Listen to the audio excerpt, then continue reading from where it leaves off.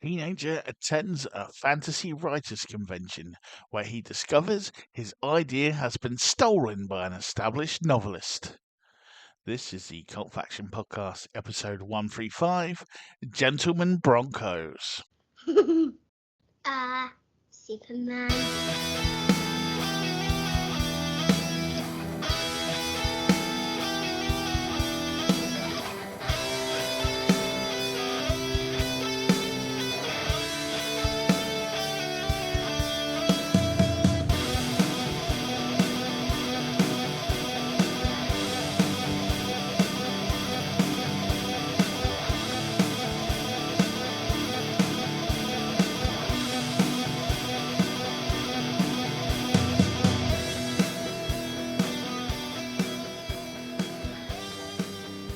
Welcome everyone to the Cult Faction Podcast, episode 135, Gentlemen Broncos. I'm your host tonight, Brett Summers, and joining me as always are...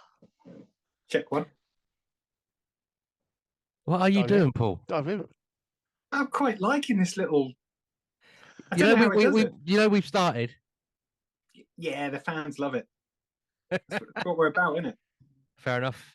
Well, you're joined by me, Damien Hicks. There you go, bro. I've answered your question. Check one. Yeah. And if we're going to do that for the entire podcast, I'm kicking you out of the room. I think I can do that. And as you might tell, then we are testing out new technology this week because we can't all be together. But as opposed to ditching off for another week, we thought, no, Zoom.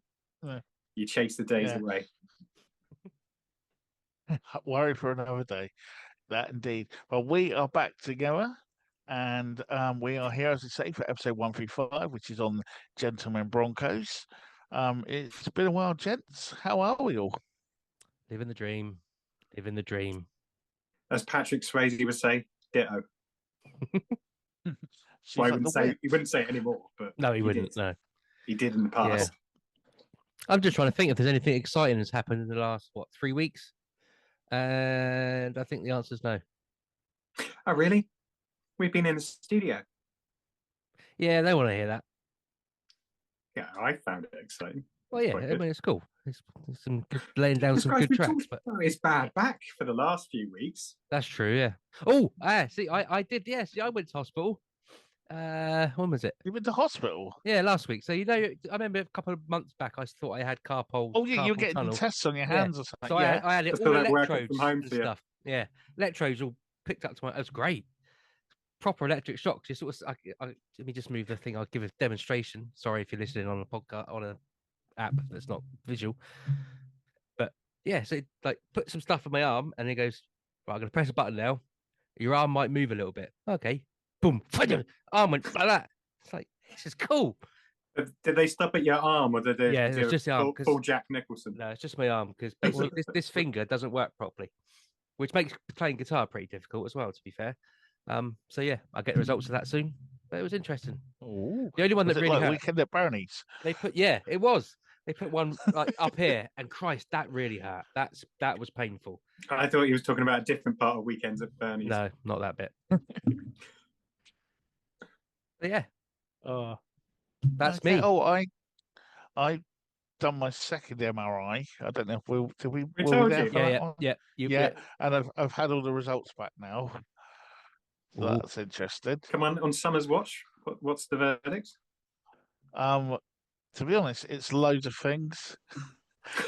There's nothing like they haven't got to chop my leg off or anything, which is a bonus. Yeah, which is good. I like my leg, and but I've got things in one bit and then different things in the other bit. I'm not going to go to all now. And one agitates the other one, but it causes them they both swell up. So it's one bit in the knee and one bit in the thigh. So one bit gets irritated because the bit in the knee's not working and swells up, and then that irritates the bit in the knee and then that swells up. So you got two parts of your body sulking then. Yeah, basically they're in a feud. Yeah, they're getting aggy, and I'm gonna have some knee specific physiotherapy. Mm. which I've already looked up and started because like I got to wait for them to contact me. So I've been googling it around and what sort of things they recommended and all that. So I've started it now. Then when I see him in 6 months' time, and he goes, "Try this," I go, "Right, I've been doing that for 4 months. Yeah. What's next?" Cool. So we've got your dodgy leg, Damien's dodgy arm, hand, really. Is it just actually, your finger, is it? It's probably the elbow. It's probably, I think there's a basically it's a trapped nerve or something here that's stopping the whatever signals getting down properly. I don't know. Well, you've worn it out over the years. Us millennials, we're really rocking it. Hey, don't you call me a millennial? Exactly. Gen X. Yes. Proud. But okay, so as well as falling to pieces, have we been watching anything while we fell to pieces? Yeah, I forgot we do this bit. So I know I said keep things short and maybe ditch stuff, but we did watch the other night I Spit on Your Grave. Ooh, what, the original? The original or the remake? Oh, hold on. Did it look quite modern? I'd say it look all sort of... The remake would be in HD, whereas the original would be fuzzy. It looks in HD. Yeah, it was in colour. If that's no, the original's in colour, but yeah. Well, anyway, it was on. We just came across it on the LG store as you're looking for like the home thing or to switch, inputs and stuff. Yeah. So we ended up watching that, and I have seen it before, but I completely forgot about it. And it's one of those things that is actually quite traumatic and dark and like really. Oh yeah. But as I said, I completely forgot. It's a revenge. I don't know what. So there's a girl that goes into like the woods in America to escape in a cabin so she can write a book. As you do. And the locals basically, she stops off at a gas station near there, embarrasses one of the locals inadvertently. She doesn't do anything wrong. But then they decide to basically rape her. And it's got a cop involved. And she manages, it's really brutal and graphic in some of the scenes, but she manages to escape by just falling into a river where you're not sure whether she deliberately falls into it or whether she's just so blooming tired. But then there's the whole revenge thing where she manages to come back. You're not quite sure whether it's, supernatural or paranormal because some of her strength and speed increases in the second half of the film, and if it's not paranormal, anger does that too. Yeah, I know, in the original, it's not paranormal, but I don't know about the. Well, again, it doesn't. They don't, mention it's paranormal, but as I said, she's quite a slight girl, and to be lifting these huge guys and putting them in positions that she does, I'm sorry. The original, I remember just being really brutal. Yeah, I know. Yeah, it is brutal, but it's really. Well, I don't want to say it's a really good watch because that makes me sound bad. Movie. but the original's proper. It is a good film. almost stuff movie. I haven't ever seen a stuff movie. Just to clarify. No, me neither. No, well, knowingly anyway. Yeah. What do you mean knowingly? Well, you never know. Oh, okay. All right. But as I said, John Wick may really kill those people for all I know. Not that I've seen any of John Wick's. That was one of the good ones. And just a worthy mention, and I know you guys won't be interested, but a lot of our watchers and listeners, I say a lot, the ones that we have may be interested in some of the sci-fi fantasy stuff as well. A while ago, we talked about Wheel of Time on Amazon and whatever it is. First two series, bit slow, bit near. They've really come back with the third one, and it's full out action and gore. It's picked up its pace, which I think it desperately needed, and they seem to have come back with season 3 with a bit of a tour de force. It's quite good. Still not exactly the same as the books, but off again. I don't think I even bothered with the second season, so I don't think you did. I don't think I watched it. Yeah, but as I said, I read all the books. Well, I haven't read all the books actually. I gave up because I was waiting for them to catch up. You know what it's like when going through a series, and there's like 6 more left to be written. George R.R. Martin, pull your socks up. That time they made his Wildcards into a TV series or something, because that was a good series of books. The what one? I'll leave that one to you. Wildcards, George R.R. Martin. Grrr, Martin. He got other people in. It was a kind of weird sort of it's superheroes, but more in a kind of like it was more Watchmen like, where it was a little bit more grittier than, but not like that other one we watched where they had long hair and then killed each other. Yeah, what was that the one one? that Damien hated? And actually, I didn't mind too much. Do you mean the one they went back and forward in time? It got all right at the end, and then that was it, and it got cancelled. We watched it. It was like the father, the son. Yeah, there's one that the kept wife. jumping between the past and the future. Damien, you didn't like and that. Then it turned out we were all waiting for his brother to be like the baddie behind it all. No, got no recollection of that. They all had like white cloths on and long hair that weren't wigs, clearly. Oh, I know the one you mean now. Yeah, I remember. What was that called? Yeah, it doesn't matter. Yeah, but shit. Yeah,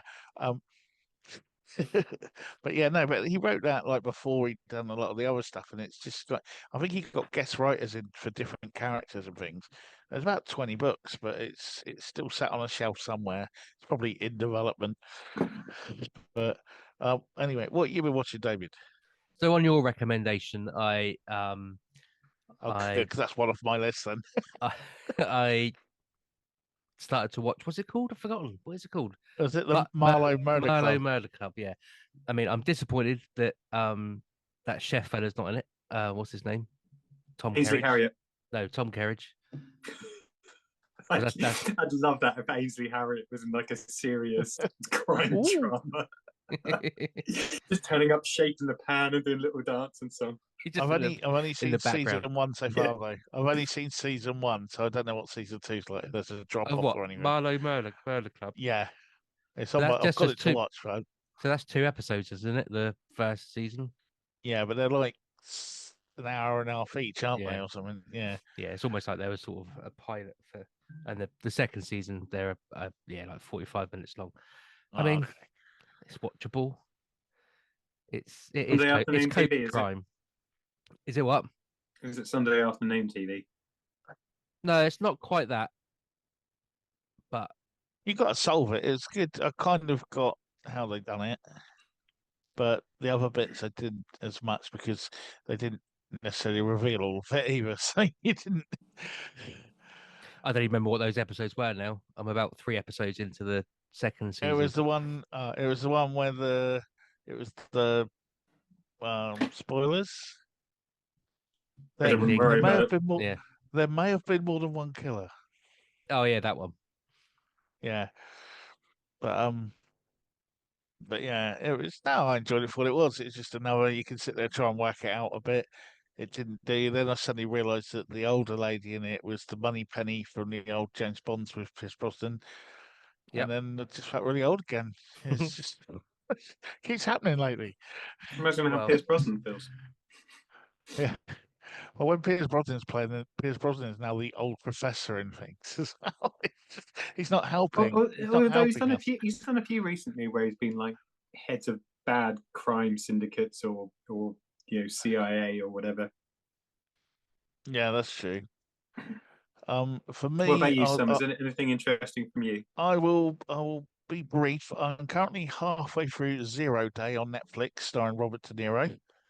Oh yeah. Oh, I saw the first one of that, but forgot to go back to it. Thanks for reminding me. That's right. So far, so good.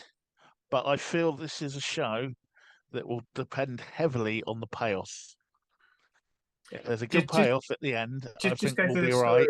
If it's something, well, basically, there's De Niro's the ex-president. He's like a retired president, and then there's like a moment for I can't remember how many hours it is, where like basically all the technology just dies dead, and there's nothing, and planes fall from the sky, hospitals lose power, everything. So lots of people die, and then it comes back on again, and it's like some sort of conspiracy thing or whatever. And then De Niro, because he was like a really cool president and stuff, they're like, we need you to like come back and like lead the task force into this.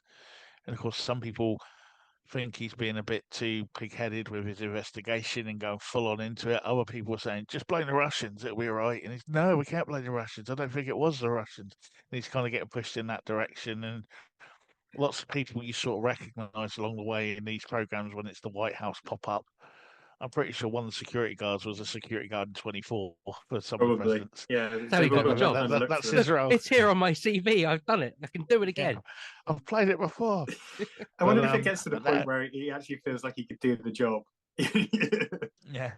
I mean, there are hints that things might not be what they seem and all that, and there's a bit of a sort of weird element to it. It's got a sprinkling of weird over the top where you're trying to work out what is going on. So is that part of it? We as a viewer, you don't know who's performed. I've seen the clips on. Yeah, we don't there's know. A major we don't know attack. either. Okay. Yeah, but at the same time, this is all going to hinge on the payoff. Yeah. If it's just something really shit, everyone's going to go, I've just wasted, like, it's only, I think, 8 episodes or 6 episodes, but they're all like an hour each, and it's going to be, however, whatever they do and end it is going to be I think what it's problem, judged on. And I think that's the problem with all of these things. Are they going to end it? Are they just going to try and make it drag on? Well, yeah, that's what I mean. And is it called limited series? Is it called limited series, or is it just series? I can't remember. I thought it was series 1. I just clicked off it now, but they always say series 1 now because it's just a. Yeah, oh, it's only when it's when they cancel it, they then call it limited series. Limited series. One of the other things I watched just to cut through is the Daredevil Born Again on Disney Plus, the Marvel series. Is it as good as a Netflix It's amazing. Yes. So it keeps the same tone. So. Keeps the same tone. There's swearing in it. There's violence. There's blood, guts, and gore. Some nice cameos. They make it. There's some nice bits where you know that it's in the Marvel Cinematic Universe. Not blatantly, but it's like, oh, that's where that happened, or that's where that. So you know, we're in the same place. Is that? Yep. Vincent's back. Good. Who's back? Sorry, Vincent. Oh yes, yeah, Vincent van der. Yeah, he's in. Basically, everyone's back. Cool. Okay. In one way or another. I mean, some of them might pop up, then go somewhere else because they're doing something out of town.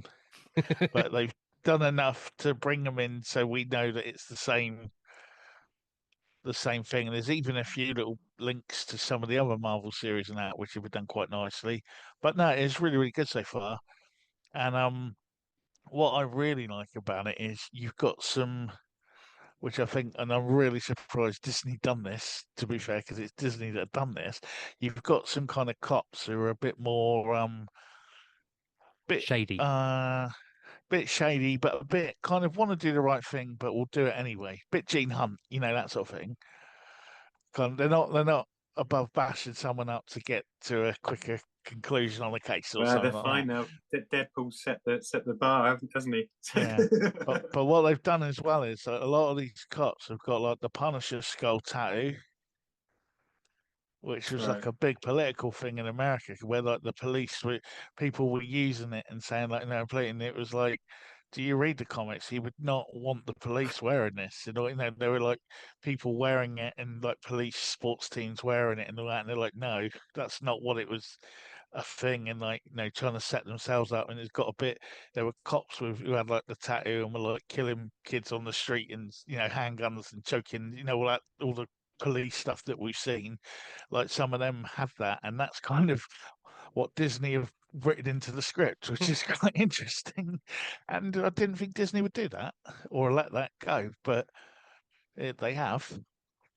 So I'm guessing someone may appear later to avenge his symbol being misused, because you know it's the Disney thing. But yeah, no, it's probably one of the best things they've done. My only gripe is it's every bloody week again. Oh, I just wait. So, but you've got about 6 or 7. You've got about 6 episodes now, so you've got a chunk to get into, and it's every Wednesday. But very, very good so far. Cool. And there's some nice bits where the Kingpin has kind of publicly gone legit and has become mayor. And it's that whole thing of, right, now we've got to go to the opening of the garden centre. And he's like, I don't want to go to the opening of a fucking garden centre or whatever. Now we've got to go and listen to the local school. The kids are going to sing a hymn. And he's like, he's selling them drugs, isn't he? Yeah, but it's all because he's got to keep that end up. He's getting more and more annoyed at all the domestic crap that he's got to do, sort of thing, that is part of that role. And you can just see him, like, he just wants to crush all their skulls, but he's got to sit there and smile. and that's quite nice. He plays that very well. Old Vincent does. Well, he's always been a good actor ever since he shot his head off. But but yeah. Anything else from you, Paul? I didn't know whether I wanted to mention it. So I did watch A Real Pain. That was the one where it's got, what's his name? Kieran Culkin. He got the Oscar for it. Oh yeah, he won the thing for it, yeah. And not Jesse Eisenberg, that's Breaking Bad. What's his bloody name? Jesse Owens. Jesse Wallace. Jesse Jackson. I know it's Jesse Eisenberg. I was thinking Jesse the Body. I was thinking that was the guy from Breaking Bad. Yeah, there's a different Eisenberg. Yeah, so Jesse Eisenberg and Kieran Culkin. So this is basically about two cousins that go to Poland after the grandma dies.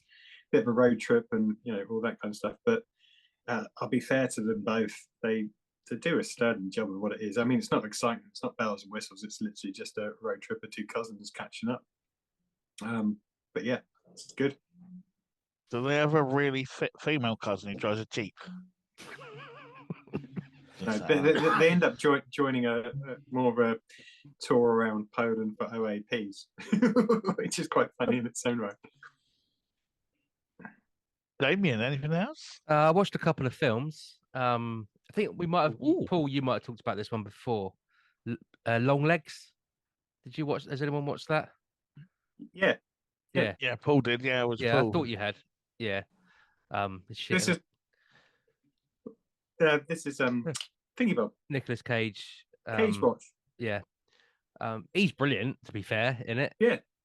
But other than that, I said at the time, this is really him showing full on Cage. Yeah. And sometimes in a dress. Yeah, completely unrecognizable. But other than him in it, it's shocking. It's just not let even down TV by movie. everything else. Yeah, it's pretty bad. And on Netflix, starring what's her name? I don't know. Jennifer Lopez. Atlas. Oh, I didn't think that'd be your cup of tea. Saturday night, decided that we weren't going to come out into the bar and drink ourselves silly, so we watch a film instead. And you picked the wrong one. Well, yeah, there was a choice of two. It was this one or something starring the guy that played Arrow, Stephen Amell. Yeah, Amell. Yeah, I've forgotten what the title of that one is, but probably should have chosen that one. But yeah, Atlas. Have you seen that? Yeah, I talked about it a while ago. Yeah, it's shit. Get what they're trying to do. Shame. It's a shame. I think again, she's good. Budget. Actually, to be fair, she's very good in it. She, it's just a really some bits maybe chuckle. Storyline. Yeah, it's just not enough depth to it to make it worthwhile. If they were trying to create an epic or a series or whatever, a franchise, that's the word I was looking for, failed miserably, which is a shame. So you can see it could have gone somewhere. Yeah. Oh, that's not a reflection on her. She's very good. We rewatched the Blair Witch Project because it was it 30 years or so, 25. No, yeah, whatever it was. I'm not going to look at how many years it was. 25. It's the anniversary. No, it's more than that. No, it's 2000. Well, it maybe 99. Doesn't matter. 99. All right, so it's old. Yeah. Yeah, but it was all right. I mean, it pretty much holds up, but you needed, like. It's that hype thing that it was at the time. It wouldn't have been anything without that. Yeah, and 100%. It was a different world back then as well. I mean, they were the first ones. I watched it a couple of years ago, and I was still annoyed with the things that I was still annoyed with when I first watched it. It's like, why do we need to see snot just running down her face all the time? And, realism, Paul. It's realism. Yeah, maybe. And I did watch Us, which I thought was very, very good. Yeah. It's the one, they're a nice family having a nice holiday, and then some people that look like them turn up in orange jumpsuits. That was very clever, and there's a lot of in that. I enjoyed that, and that was good. So cool. You should watch Us, everyone. I'm just trying to be quick. And I have... Got on. Oh, no, got it. And I have something else that I'm going to call a new section on the show. I'm going to pull it before TV Court.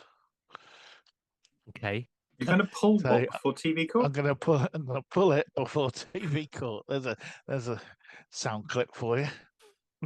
Beyond Paradise, the first episode of the new season. Right. Have you seen it yet? No, not yet. Oh, it'll be a spoiler then. Oh, okay. So don't talk about it this week. Maybe let Damien talk about it. Watch it and talk about it. Well, actually, I want you to watch it, and I want you to tell me why I need to. As much as I love Beyond Paradise, and Death in Paradise finale was very good as well. As much as I like Beyond Paradise, why I needed to pull it in front of TV Court, where it must be judged. Okay, I will do that. I'll try and do that tomorrow. I was just going to mention. Okay, I started the first. Oh, sorry. You were there. Seen the first episode of the Bergerac reboot. Oh yeah. Oh, it's Any not good? bad. Do we like it? You've got to not compare it to John Nettles and everything that's gone before, but as a standalone, if you like, standalone TV drama set in Guernsey, it's fine. It's good. Damien, whatever his name is very good at it. The supporting cast is pretty decent. They've changed, so Charlie is no longer a 60-year-old cigar chomping man. He's a 60-year-old gin loving woman. But other than that, okay. Yeah, so it's Zoe Wanamaker's playing Charlie now instead of whatever the guy's name was. But so obviously it's mother-in-law now instead of father-in-law. But she's still in the jet set, high rolling set of Guernsey people. You know, society, yeah. Have they got the car? Jared's in it. I think he will be having. So they did there was a. He's restoring it. He is. He's restoring it. So there was so he's still recovering alcoholic. So they did a panning shot of him in his house, sort of laid out on the sofa, bottles around him, and it then goes out into the outside of the house, and you just see the car's got a cover over it, but you can see the fender and the product wheels. placement. So it's there. It's just not currently being used yet, but I'm sure it will be. I need a picture. of John Nettles on the mantelpiece. I miss Dad. So he was offered a part, a cameo in it, and he said no, I don't want to do it because I don't want it. I want him to do his own thing and I don't want it to be compared to that. And I've got all that mad fat Midsummer Murders cash. I don't need Bergerac. He did say I'm retired. I don't want to work because I think he does the odd voiceover and that's about it because he doesn't need to. So fair play. Bit of panto. Yeah. That's it. I think anything else, obviously, I've watched is not worthy of mentioning because I can't remember it. So, Paul, anything for you just to finish off? No, I think I'm done.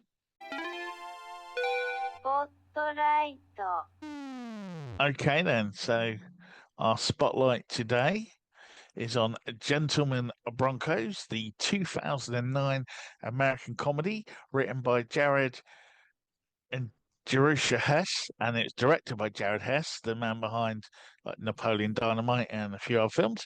It's about a teenage author whose fantasy story is plagiarized by an established author who's also his hero. Gentlemen Broncos was intended to be released theatrically on October 30th, 2009, but due to poor reviews, the national release was pulled from theatres.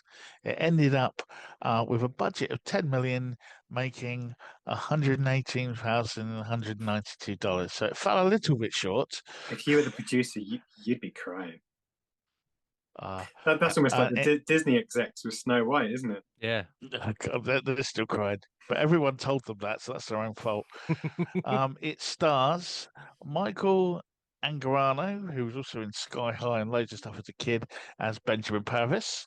You've got Jemaine Clement from Flight of the Conchords, Men in Black 3, What We Do in the Shadows, as Dr. Roland Chevalier.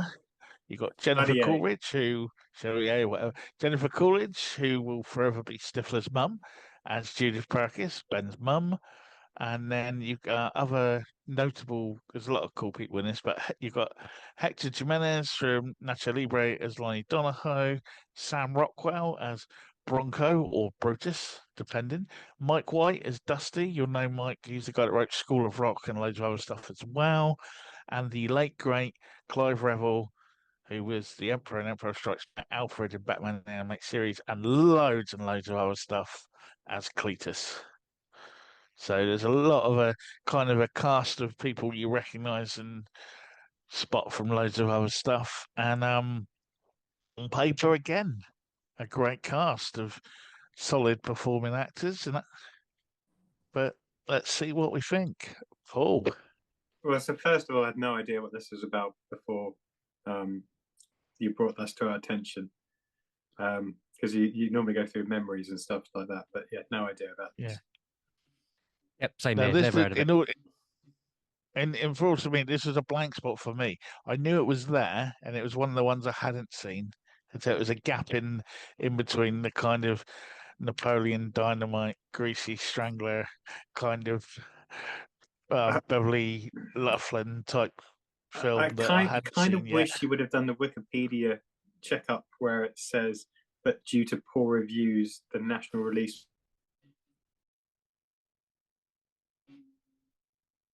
What does that matter? What does that matter? There are a lot of films that people would say were hits that I know, we don't and care you about. subjected us to them for the last 5 years. Just saying, anyway. Plenty more. No, I mean, the ones I might have people loved liked. it. Might have loved it. But do you want me to kick off so no one had any memories. No. Okay, well let's see about the plot then. Paul, over to you. Okay, so the artwork in the opening credits is by acclaimed fantasy and science fiction artists Kelly Freas and David Lee Anderson. Benjamin Purvis lives with his single mother Judith, who designs tacky clothes. They are really bad, but deliberately so, and makes rock hard popcorn balls. Not just popcorn balls, but also just random shapes like cars and all this kind of good stuff. Judith and Benjamin make ends meet by working at a woman's retail clothing store. Benjamin spends his spare time writing science fiction stories and has recently completed Yeast Lords, which centers on a hero named Bronco, modeled after his long-dead father. At various times, portions of Yeast Lords are seen as Benjamin imagines them. Bronco is obliquely masculine, and he valiantly struggles with a villain over yeast production. So first of all, I don't mean in a funny way, but the opening credits were brilliant because it's just a lot of artwork of comics, and they had me there. I was like, cool, this might be all right. It reminded me of the old like Choose Your Own Adventure books and all those sorts of things, like and stuff like that. Yeah, it's some really cool stuff, and I liked it too. I liked it too. It has a very good start. The opening credits are really cool, and and you get it's a little bit offbeat. The popcorn thing is just a little bit weird, and the whole Yeast Lords thing is not necessarily what I would base a sci-fi franchise on. But hey, but they did it on spice. You've got, well, and I think you've got moisture farmers in Star Wars, so why not have yeast? Yeah, they like their spice in June. Exactly. So there you go. What were you going to say, Paul? Well, no, exactly. Your spice wars, and obviously this is just a take on that. But they can't have spice, so they just try to come up with something funny, and that they could use later on, where they're saying things about bad breath and all that kind of stuff. Right, Damien. Okay, so while attending a 2-day writing camp for aspiring fantasy and science fiction authors, Benjamin attends lectures by his idol, the prolific and pretentious writer Ronald Chevalier. The character. It just says Ronald on here. No, I know. I'm just saying. But he's just getting into character. Just getting into character. The character of Chevalier is based on Utah-based science fiction and fantasy writer Dave Farland, who also writes under the name Dave Wolferton, and who conducts popular novel writing workshops and seminars. The Yeast Lords is a take-off on his popular and best-selling books, The Rune Lords. Chevalier announces a contest for the writers in which the winner's story will be published nationally. After encouragement from fellow camper Tabitha, Benjamin submits Yeast Lords. Tabitha shows the story to her friend Lonnie Donahoe, who runs an ultra-low-budget video production company. Lonnie gives Benjamin a post-dated check for $500 and begins adapting Yeast Lords into a film. So I'm going to say this now, and I'll probably end up repeating it later, but just chucking a load of awkward, odd-looking characters and making jokes about bollocks. It's not funny. There you go. So I think there were some, I want to say, nice touches, but it wasn't them trying to shove humor down your face, because you're right, that wasn't funny. But I did like the little bit where Jemaine Clement always has the Bluetooth earphone headset piece in his ear, but he never uses it. Yeah, no one ever touched it on it. Yeah. So I thought that was a nice touch. But yeah, everything else was a bit hit and miss.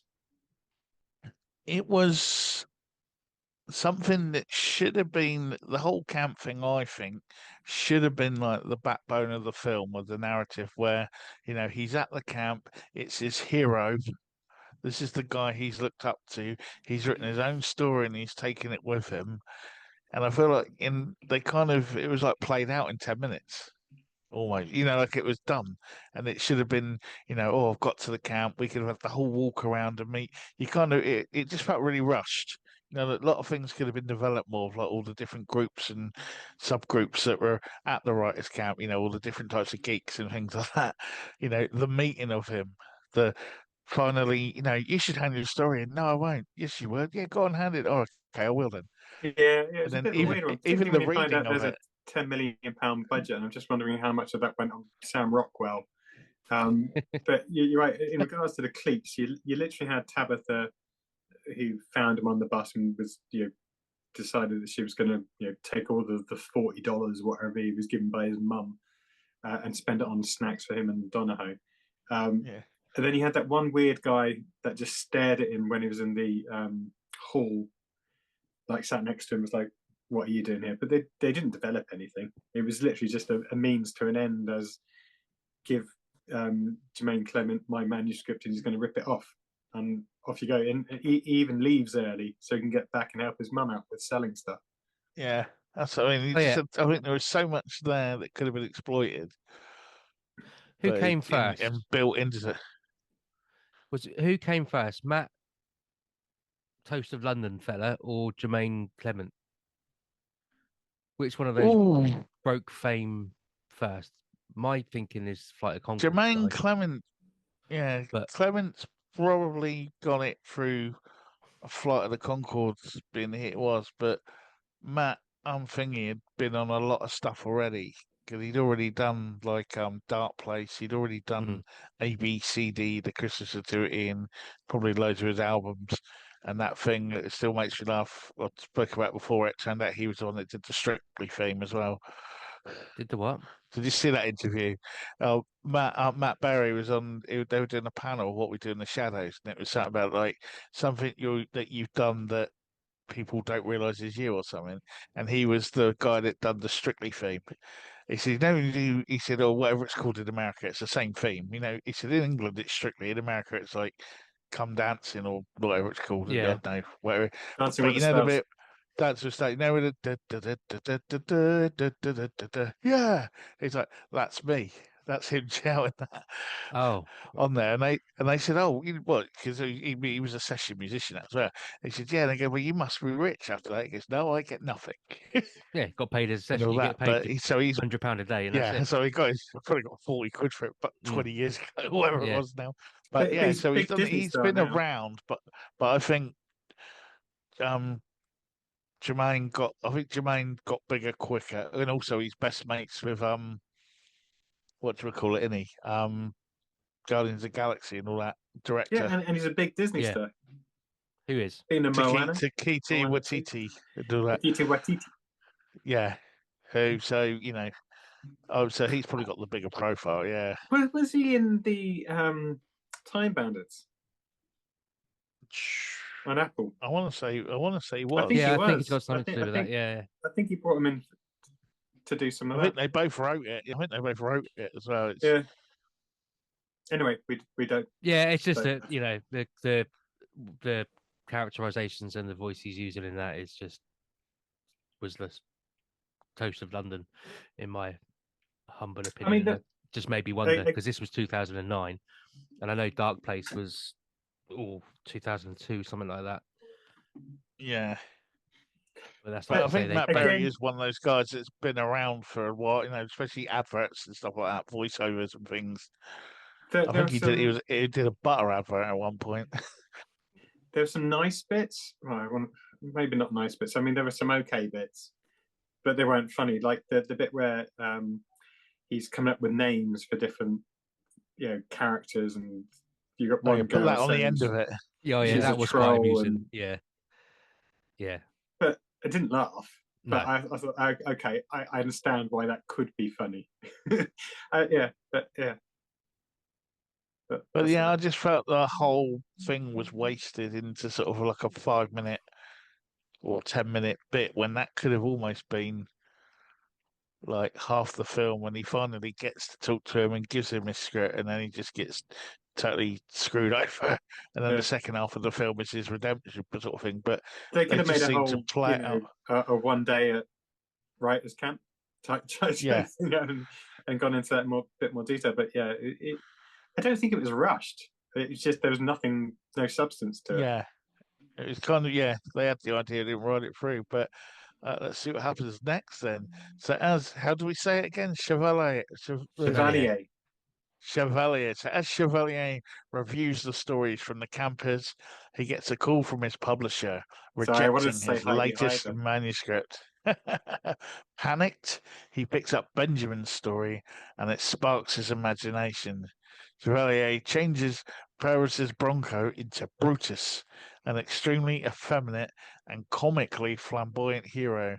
He also changes the other character names and title, but otherwise leaves the story intact. His publisher loves it, and the novel is rushed into production under the title Brutus and Balzac.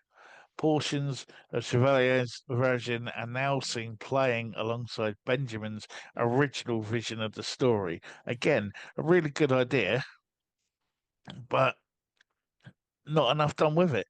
It should have at least been maybe the same scenes so you could see how they were done. And Bernard Breslau must have to pick up a paycheck somewhere because, they were blatantly him from Kroll. Without giving too much away, it's the only bit of the film I liked is that they were exact copies of Kroll's Cyclops, and that was like, well done, good job. That was what led me to it. I was like, I want to see this film, but it turned out like that whole thing, which should have been the running parallel story, so it went between both. I feel would have kept people, because I think that's what they were maybe aiming for, but maybe Sam only had 1 day to film. I don't know, but it was like that would have at least kept it, because you've had like the reality and the story, and maybe as it's changing, you could have had like a dual narrative where no, that's not what happened. This is what happens. Then it changes again, and we finally get to this. There's like 2 films going on at the same time, sort of thing. But I think even that didn't really kind of do anything. Even the original one with Bronco, that wasn't funny. Sam Rockwell was completely wasted. And even the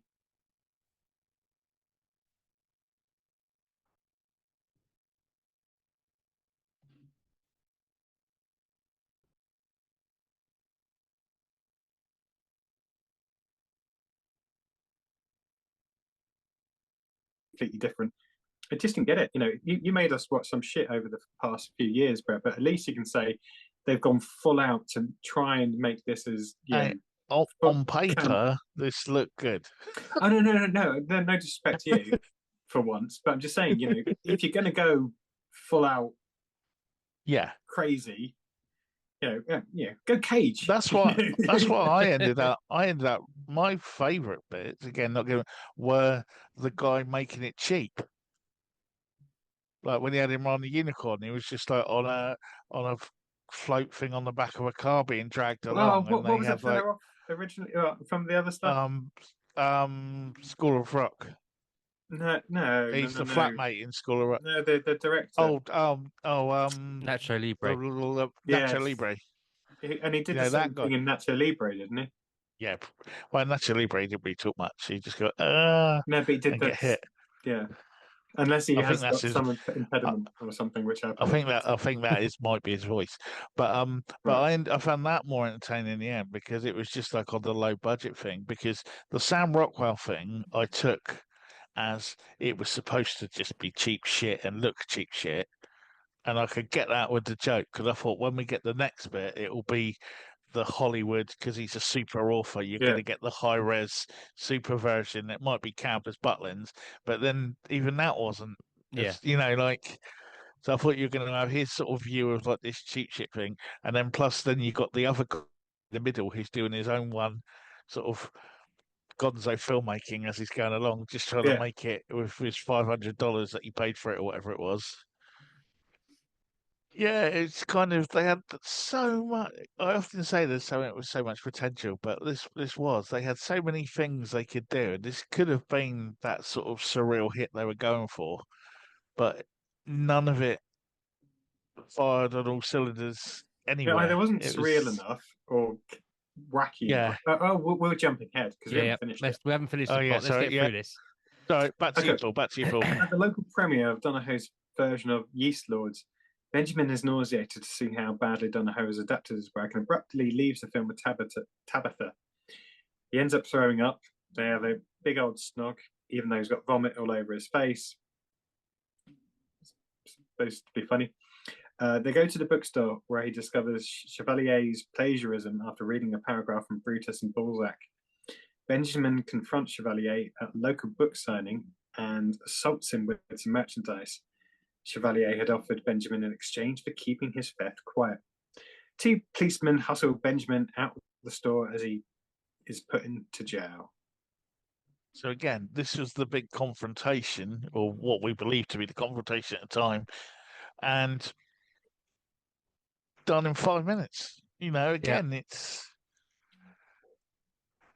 if anything, the only bit that I did kind of like was how he played it completely as a sort of cowardly piece of shit. He didn't ever try to like, I'm going to crush you or I'm going to do that so much. It was just all desperation and like, please don't tell anyone.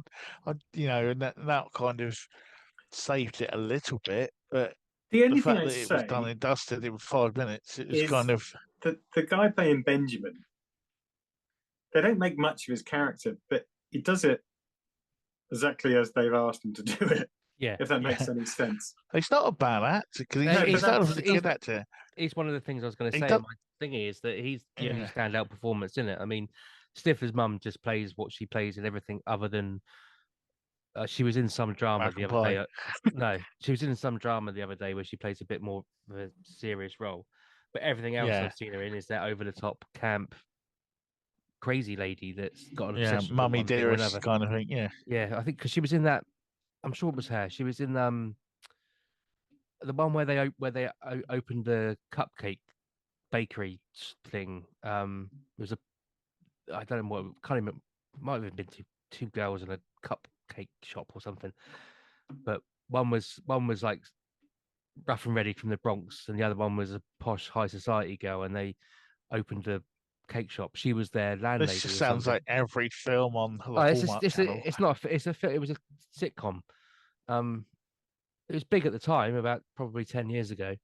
But she was in that. She was a landlady, and she was playing a foreign, like, you know, Latvian or whatever, sort of Middle East, mid-European, heritage with a silly accent, and was over the top. Same character again. But yeah, going back to the guy that played the lead, it's bloody good. He's portraying the kind of mild-mannered, put upon, weak, cowardly, dare I say it, teenager. Well, not teenager, but maybe that all changes in the last act. Maybe. We shall see. But it was very much at this point, it reminded me of Sorry with Ronnie Barker. Oh, you've hurt him. Oh, fizzy up my nose. It is a bit like that, It was that kind of thing. He was like the moping around. Mum comes and gets him. How can I mute myself? No, I'm all right. I'm okay. I'm all right. Don't say. Damien. So I got the needle. Don't make jokes when someone's drinking out of a can. I'm sorry. All right, who's next? Is it me? Damien. It's me. I've got watery eyes. I can barely see. Okay. Judith comes to visit her son in jail to give him his birthday present. She hands him a box of manuscripts, all officially bound by the Writers Guild of America. Judith explains that she's been registering all his stories with them since he was 7 years old, thinking they would make a nice little keepsake for his children. Yeast Lords is one of the registered stories. After Chevalier is exposed as a fraud, copies of Brutus and Balzac are unceremoniously dumped from store shelves and replaced with Yeast Lords. The end. So we get our comeuppance story. Say that again. So we get our comeuppance story. Yeah. In 10 seconds. And yeah, thank God she was overbearing, Mum. Anything, yeah. Yeah, it's just this is something that just needs to be remade. They can even keep the same cast. I don't think you got much chance of that. No. Just develop it though. You literally, there's never been a film where you had everyone there in place and just, I don't know what happened. It's like they kind of wrote it on the back of an envelope and said, we'll just ad-lib this scene. And maybe that's what they did, and that's what they ended up getting cut together. I think they had a load of shit on most of the actors, and that's the only reason they got them in. They must have had something they could blackmail them with. Yeah, they got some photos hidden somewhere. So this would have come just after Sam Rockwell did Moon, I imagine. Yeah. And you've got the guy from Napoleon Dynamite and other things, so he's riding high. You've got Sam Rockwell. Everyone in it has come off of something. Unless they were friends with the writer-director, I don't know, but yeah, it's just. They've even got like Clive Revill turned up to just add a little bit of like British staunch to the scene as the was he the agent or was he the publisher? I forgot now. The late great Clive Revill. Now since we picked this, he passed away this week. So, but he's just sort of. And no one in it is like a guy from a street corner they chucked in and went, can you go and be in this scene, please? And it just turned out okay. Dirty Strangler or whatever that thing was. Greasy Strangler. Greasy Strangler. And I think that's what makes it worse, is that they really did have a good cast. And they had a good idea. It's a very good idea. Good script. But, and they had a good budget, let's face it. Compared to some of the stuff that we've seen have been made on, $2. But they had a £10 million budget, so you can't even forgive them. Where the fuck did it go? unless the special effects we were watching, actually cost a lot of money to make them look bad. Yeah. It probably would be. It's probably that South Park thing where they use because the South Park stuff, isn't it, is the same stuff they use for Jurassic Park, but they use it to make it look shit. And it's just which is fun and ironic, but when you're South Park, you've got the money nowadays. Yeah. Well, but I don't know if not forgoing all the lawsuits that they get every week, but. Yeah. They got a team. They can afford a team for that now. They can do it. I mean, with a lot of the films, I've struggled to watch them through to the end because they've been too, not gross is the wrong word, but they've been that kind of gross, funny stuff which I don't find funny or gross, or it's just so surreal that I just hate it. This was neither. It was neither.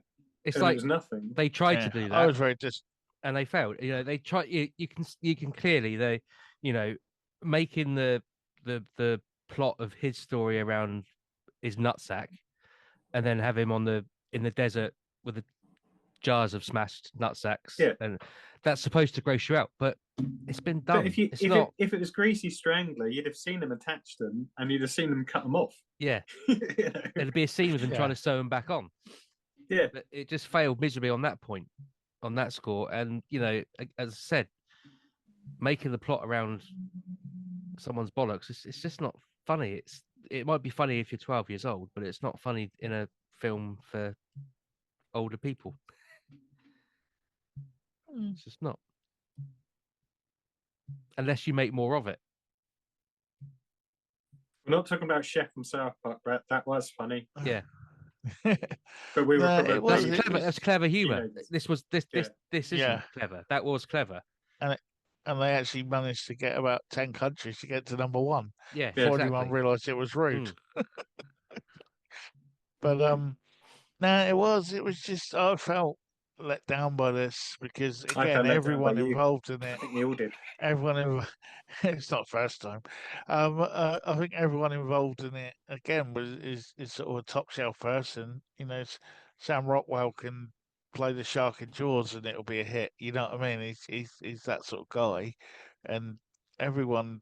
I guess everyone did what they came to do or what they were told to do, but I don't know if it's one of those ones where there's 20. I think the mistake in this one is maybe a lot of these films we see, there's like about 20 hours that have been cut out because they've done so much stuff and ad-libbed it over and all that. Whereas I think this went through in 1 or 2 takes. And when they got to the end, it was like, we haven't got enough here. So they padded it out with other things, maybe. Like some of the Rock Lord there wasn't really much padding in it. That's what I mean, but like that's what I'm saying. There wasn't enough. It was they had core scenes, and I think other bits were missing. Yeah. You know, it would have been nice to see like at the writers' fair, like the social in the evening or something like that. And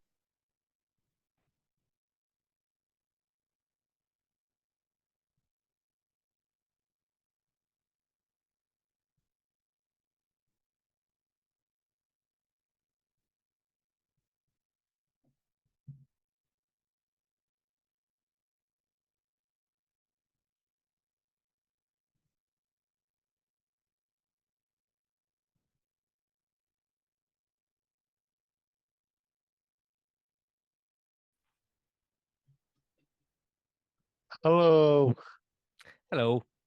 Don't know what you're happened. right there. You froze. Yeah, my internet went for some reason. Good old Virgin Media. Thanks for that. It's because I ignored their phone call earlier. That's it. They're like push the jammer button. Yeah. Like, Paul's just gone to check on one of his small people, and he will back. But I was just saying, yeah, the bit I ended up enjoying most out of it was just the progress, mate. He was having with his little cheap local production of the film. You know, where they're like on the dump and like using matey from School of Rock as the hero, who had a weird thing going on with his mum as well. And but yeah, it didn't really. As I say, I felt disappointed by it. It was one of those ones I hadn't seen. I thought, oh, this would be a good one.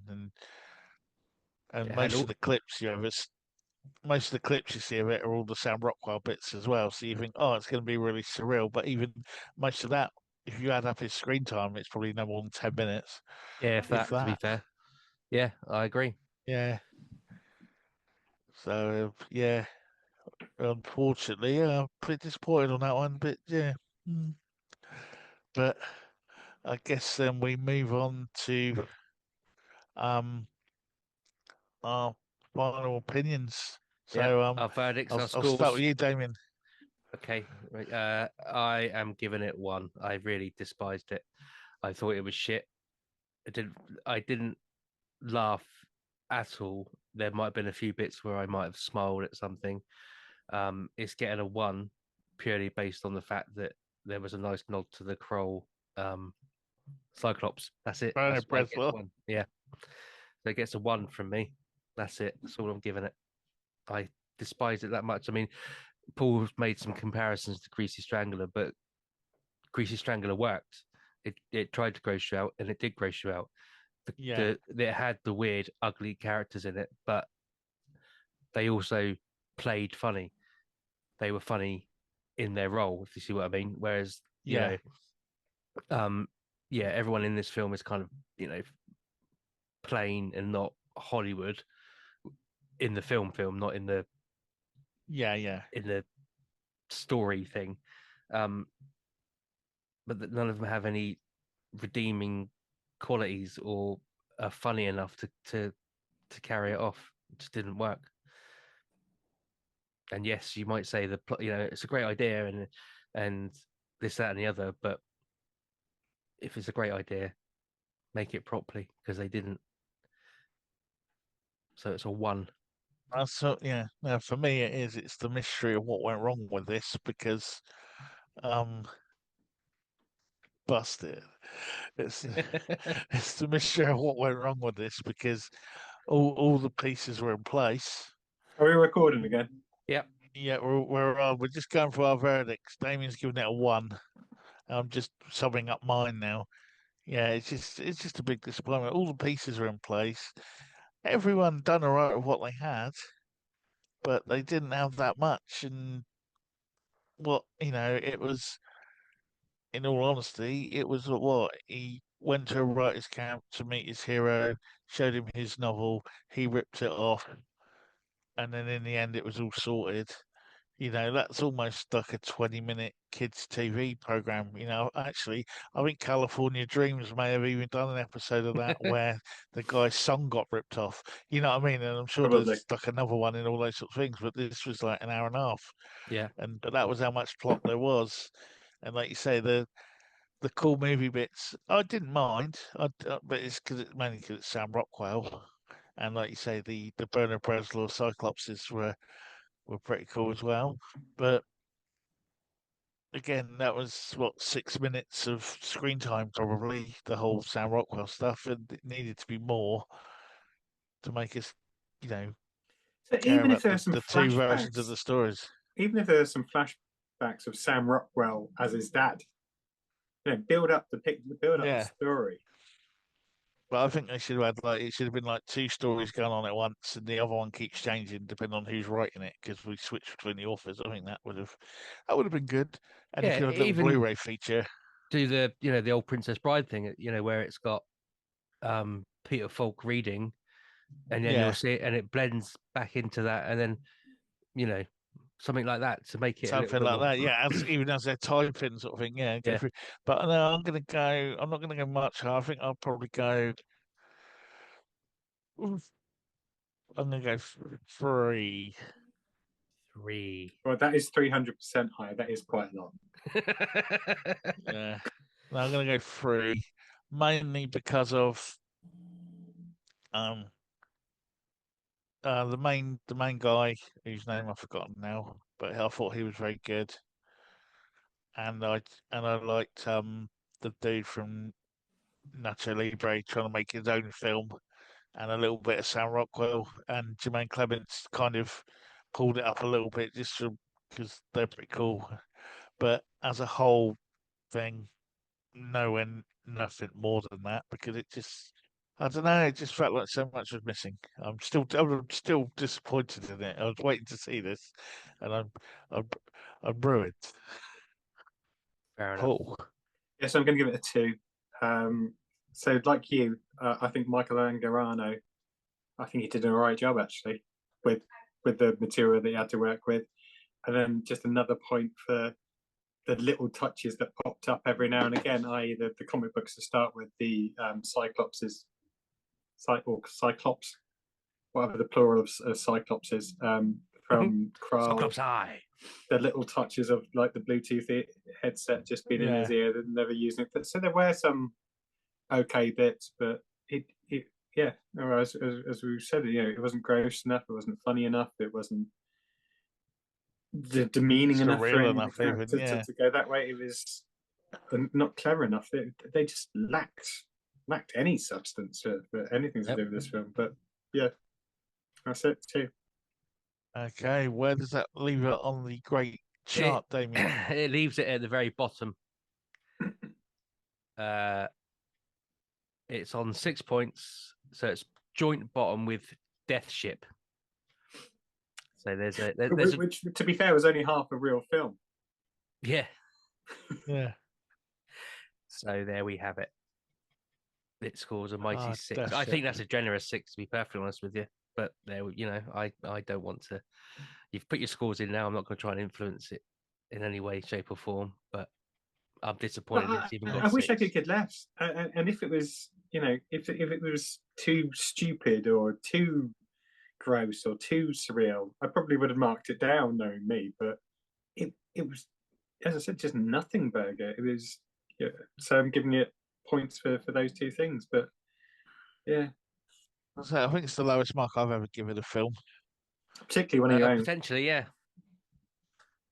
Yeah, no, well, it's not the low. I mean, you've given Death Ship 3, Class of '99 3, Space Hunter 3, and then you get into the 5. Yeah, that's so it's that's what I said, but that's still the lowest. Yeah, that's still my lowest mark so far. I think so. Although I can't remember what because you didn't like Princess Bride. So did you give that any lower? And we bumped it up. No, it doesn't. I think look like I gave it like 5 or a 6. Yeah, we gave you a low score for doing it though, Brett. Just remember that.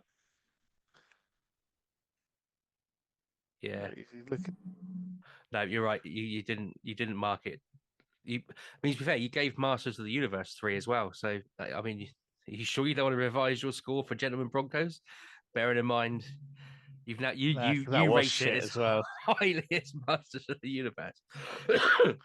Yeah, right, I've been generous on that, but now we'll close it on that. And so as the door closes on one film, it opens on another. And is it Damien's choice or is it Paul's choice next? Is it Paul's choice? Was it my choice? Yeah, it's your choice. Yeah. Oh, okay. Because many months ago, I chose Identity.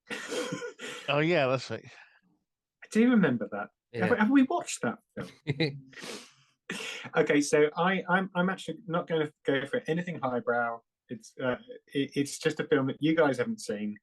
I've been talking about it a lot. I think it's actually a good action sci-fi. It's Live, Die, Repeat, Edge of Tomorrow. Tom Cruise, Emily Blunt. For fuck's sake! Oh, Tom Cruise. Yeah, seriously, and that's why I'm choosing it. Veto.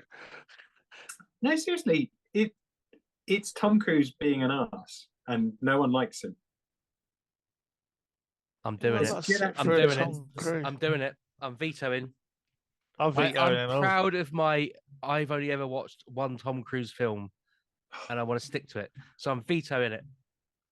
The first ever veto, I think, has been pulled in 130 odd episodes, and we both did it. All right, Tom Cruise veto. You jump out of the frying pan, and Damien, you might jump into the oven. So if you veto that, I'm going to go into Stella. Oh God, okay. Okay, well, what? Supposedly one of the best sci-fi films. What did you say? I said, yeah, but what film? Oh, okay, yeah, so Interstellar. Again, another one of my go-to movies when it's me on a dark, lonely night. I don't want to waste 3 hours. It's not 3 hours. No, it's not 3 hours. No, it's like 2 and 59 minutes or something. But yeah, Matthew. Moan at me. McConaughey. It might be one of those YouTube films where they do it in 10 minutes. No, that's the whole point. You need to experience it. You need the music loud. It's got Michael Caine in it, doing his little poetry every now and again about the deep, dark night. You're not selling it. Is this the You're one? not selling it. Is this the one where the aliens are dead at the end? Huh? Is this the one where the aliens are dead at the end? Just watch it. As I said, I need to challenge you guys as much as you try and. 2 hours 49 minutes. Oh, yeah. Fucking hell. So you've got a critically acclaimed film. Oh wait, there it's not on anything. It is. It's on everything. It's only on now. It says. It's on Sky. It's on Netflix. You have to buy it anyway. You do have Sky. It's on Virgin. Yeah, but I haven't got Sky Movies. I refuse to pay their extortionate prices. Are you really letting me go for that? My internet. Say again? Well, no, it's only on. It's only on now. Whatever now is. Yeah, it's got to be somewhere else, surely. Well, just on Google, it says now. All right, if you're not going to go for that, because we can't watch it, then I'm going to race Interstellar with Andy Weir's The Martian. Okay, now, man, why do you hate us? It's based on a great book and it's a great film.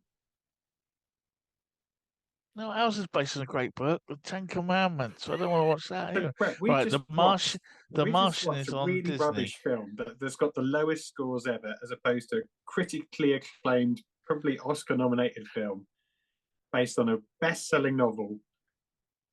And for some reason, even though we're a cult podcast, you don't want to watch one of the best sci-fi films of this millennium. Well, that's kind of the point. cult classic in years to come. You reckon? But the idea is we shine the light on all the ones that are in the cracks and people No, forget we about don't. them. Right, no, it's fine. We've gone through three. We did this. There it is, The Martian. And I'm only saying that because it's All free to 2 watch on hours. iPlayer. Yeah, but it's free to watch on iPlayer. It's on It's Disney Plus as well. Okay. If you've got Disney Plus, it's on there. I'm just having a look now, and it's 2 hours and 31 minutes of pure enjoyment. Yeah, what is it with you guys? Commit to the bit. I've got solos to write. I've got solos to write and songs to re-record. 2.5 hours watching Matt Damon fart about in a spacesuit. Don't make me do Lord of the Rings on you. Is this the one that used to be an Outer Limits episode, and then they made it into a big film? There's an Andy Weir novel. Yeah, but it was Outer Limits years before that. Oh yeah, but Outer Limits have done basically every story. You can map pretty much anything back to Outer Limits if you tried, or the Twilight Zone, one or the other. Yeah. Okay, then. So next week, just to confirm, after our little bitch fight, it is The Martian that stars Matt Damon. It's 2 hours and 31 minutes. It's on Disney Plus, and what did you say, Damon? iPlayer. On iPlayer, yeah. So if you're in the UK, on iPlayer. On iPlayer. In the UK, if you're abroad, it'll be on something else. Be on something. So that'll be our next episode. Player. Yeah, you two. Yeah, honestly, you. Yeah, I'm full on sulking, Paul. I am. I'm full on sulking. I don't care what you say. I'm asking you to watch a really good film that I've seen countless times because it's so good. Yeah, but everyone knows this film. You don't know it. This is my point. No, we know of it. We know it's there. My job is to Chariots you and guys Fires as well. I'm not watching it. You vetoed Live, Die, Repeat, even though I think you'd probably enjoy that if you could get past the Tom Cruise thing. So, The Martian. There we go. Okay. My favourite Martian, and it's next week. And it stars Bill Bixby and Rainier. Right. Okay, so we've got what's it called? The Martian. Don't watch Interstellar for Christ's sake. I've got to get it right. I'm going to get the right one. Yeah. And so we're going to have that next week. And also next week, we'll have the first appearance of TV Court, where I bring something to court that does that mean I need to watch have the a sentence passed on it? There'd be no harm in it. One. Yeah. Well, watch it anyway. It's good. No point in me. It's still a good show, but I want you guys to see why I need to bring it to TV Court. And which episode is it? The first episode. It's the first episode of the latest season. All right. Yeah, which is it's got 3 or was that 2? Punt or Dennis in it. 3, I think now. Yeah. Is it? It's either Punt or Dennis. It's got him in it. All right. Well, it's Hugh Dennis or there's Steve Punt. Hugh Dennis is the one that does all the panel shows, and Steve Punt you never really see anymore. No. Yeah, the panel show one. I think it's him. Yeah. Oh, I think he was a dentist in something as well. Was he a dentist in that one where Father Dude was a superhero? Well, he's a GP in that. Yeah, no, you're right. It might be that one. He was a dentist in the Ardell O'Hanlon superhero thing. Superman thing. I don't know what it was called. I think it was. Yeah. Cool. Yeah, and yes, he's in Not Going Out as well, where he plays a GP. That's right. Cool. Yeah. I'm just catching up on the conversation because there was 2 people talking at the same time, so I'm just, It's almost like you're on a different planet, like Mars, waiting for the signal to get to you, and there's going to be a delay in response getting back to you. Yeah. You guys have got all this to look forward to when you watch the Martian. Star Trek do that as well. Probably. Over. What, Brett? Didn't Star Trek do that as well? And then when they got there, the signals were like 100 years old and they'd already died, but he was still talking to her because. Probably. It rings a bell, yeah. Anyway, right then. So it's time to initiate our shutdown procedure. I can't remember what it is now. Yeah, website. To keep updated with all our podcasts and all the different things we've done, you can check out our mothership at cultfaction.com.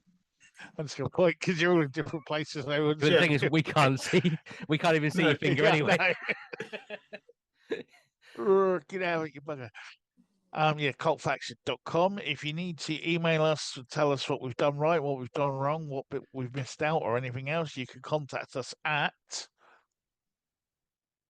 We can email us at cultfashionpodcast@mail.com. There we go.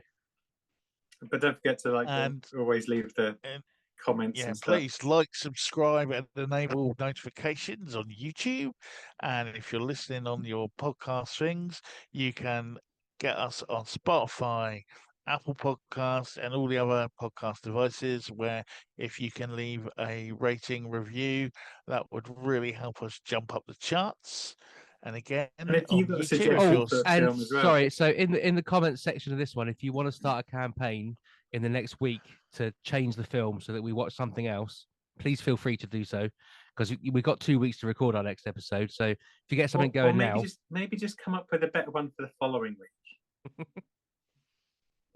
Because no one likes mine at the moment. Save the Cult Podcast too. I'm going to come up with one from the late. Oh, I've already picked what I'm going to come up with next. You want Cult? I'll give you Cult. Okay. So anyway, this was the Cult Faction Podcast, episode 135, Gentlemen Broncos. I was your host, Brett Summers, and I was joined by Damien Hawkins. Yeah, that doesn't go to any of us. No. I think we got the message. But yeah, anyway, it's been chaos. We're online now. We'll see what happens next week. See you soon. Sayonara. Superman.